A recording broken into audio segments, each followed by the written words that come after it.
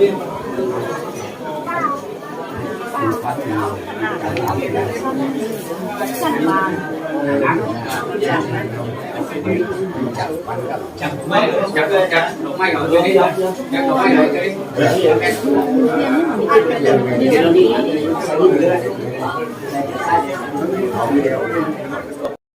ัดโจกก็ฮือเข้ามาในวันนี้โจกใจดีลำเดือดก็ฮือเข้ามาในวันนี้โจกที่เดิมนั้นยามจะเจอก็ฮือเข้ามาในวันนี้โจกลำเลิศพินดีก็ฮือเข้ามาในวันนี้โจกเศรษฐีเพิ่นมาเกิดก้ามเกิดมาก็ฮือเข้ามาในวันนี้โจกเจ้าไต้เพิ่นมาด้วยดอกไม้เงินคำก็ฮือเข้ามาในวันนี้โจกรัด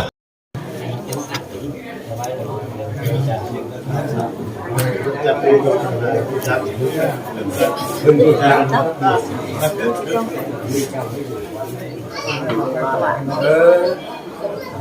ไม่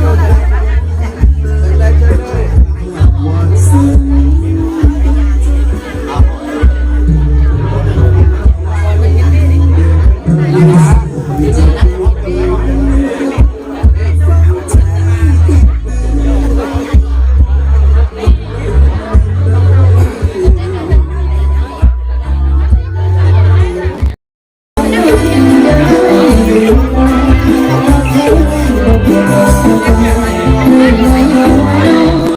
อย่างนี้พวกข้าพเจ้าขออนุญาตนำเอาพรใจอันประเสริฐ